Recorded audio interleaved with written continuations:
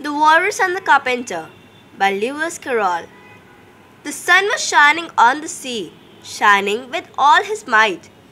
He did his very best to make the billows smooth and bright. And this was odd because it was the middle of the night. The moon was shining sulkily because she thought the sun had got no business to be there after the day was done.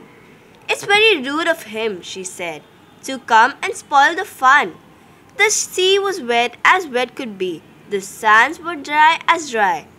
You could not see a cloud because no clouds was in the sky. No birds were flying overhead. There were no birds to fly. The Walrus and the Carpenter were walking close at hand. They wept like anything to see such quantities of sand. If this were only cleared away, they said, it would be grand. If 7 maids with 7 mops swept it for half a year. "Do you suppose," the Walrus said, "that they could get it clear?" "I doubt it," said the Carpenter, and shed a bitter tear. "Oh, oysters, come and walk with us," the Walrus did beseech. "A pleasant walk, a pleasant talk, along the briny beach. We cannot do with more than 4 to give a hand to each." The eldest oyster looked at him, but never a word he said. The eldest oyster winked his eyes and shook his heavy head, meaning to say he did not choose to leave the oyster bed. But 4 young oysters hurried up, all eager for the treat. Their coats were brushed, their faces washed, their shoes were clean and neat. And this was odd because, they hadn't any feet. 4 other oysters followed him, and yet another 4. And thick and fast they came at last, and more and more and more, all hopping around the frothy waves and scrambling to the shore. The Walrus and the Carpenter walked on a mile or so, and then they rested on a rock conveniently low, and all the little oysters stood and waited in a row.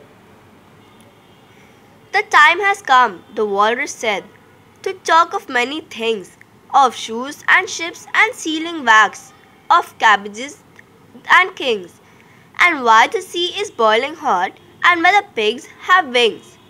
"But wait a bit," the oysters cried, "before we have our chat, for some of us are out of breath and all of us are fat." "No hurry," said the Carpenter. They thanked him much for that. "A loaf of bread," the Walrus said, "is what we chiefly need.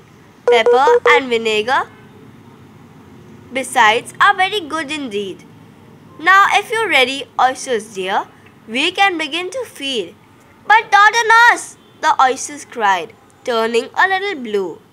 "After such kindness, that would be a dismal thing to do." "The night is fine," the Walrus said. "Do you admire the view? It was so kind of you to come, and you are very nice." The Carpenter said nothing, but "Cut us another slice. I wish you were not quite so deaf. I've had to ask you twice." "It seems a shame," the Walrus said, "to play them such a trick, after we've brought them out so far and made them trot so quick." The Carpenter said nothing, but the butter spread too thick. "I weep for you," the Walrus said. "I deeply sympathize."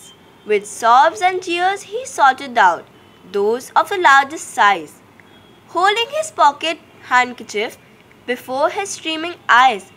"Oh, oysters," said the Carpenter, "you've had a pleasant run. Shall we be trotting home again?" But answer there was none, and this was scarcely odd, because they'd eaten every one. Thank you.